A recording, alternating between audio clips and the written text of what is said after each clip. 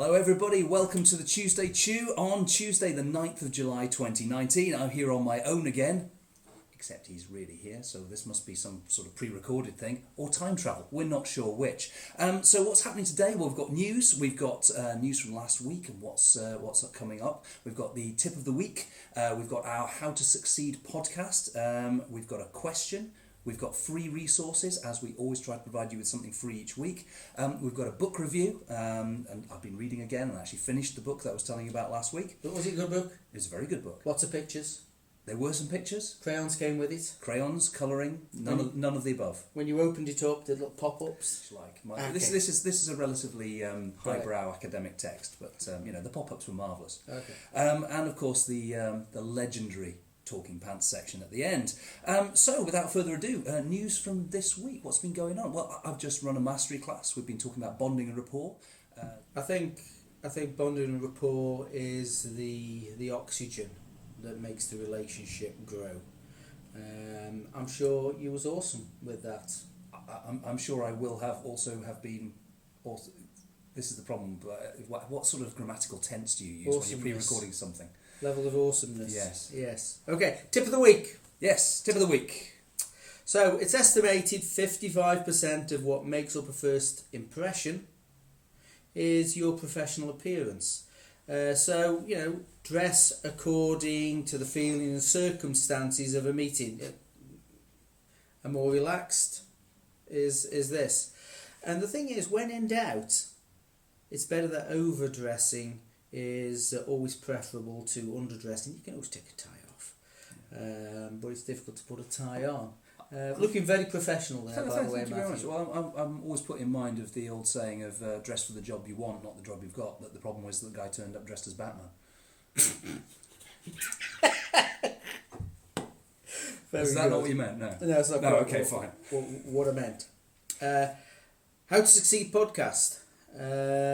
So this week's How to Succeed podcast is how to succeed at locking out the competition.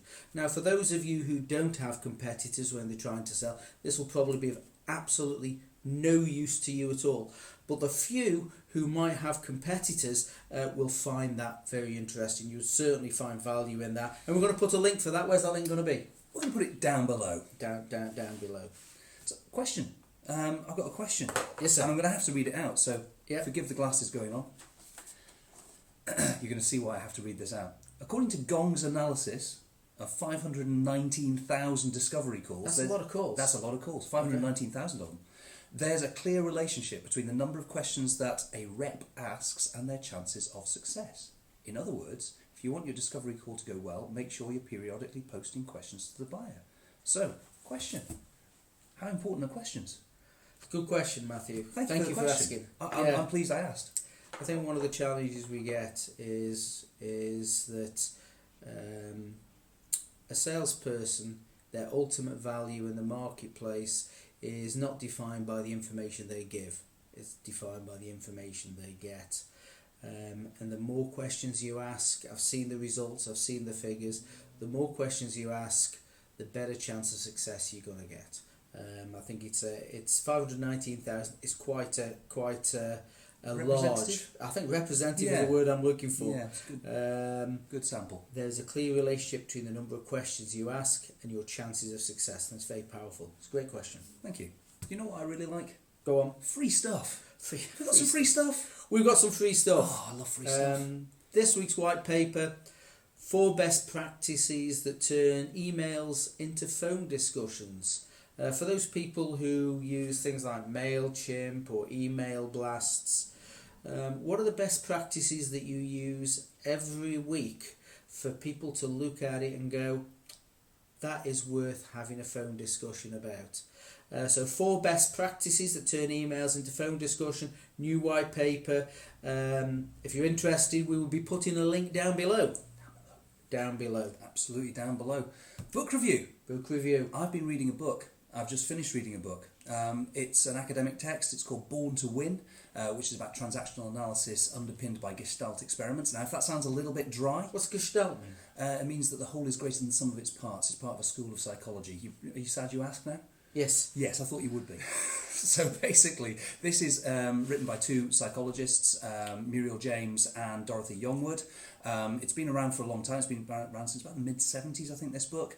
If it sounds incredibly dry and academic, it's not. Actually, each chapter ends with some practical things that you can test yourself with to test the way in which you are in terms of your own ego states and everything else. It's actually a really great way of kind of finessing the knowledge that is absolutely fundamental to the stuff that underpins what we do here at Sandler. Awesome. Talking pants. Talking pants.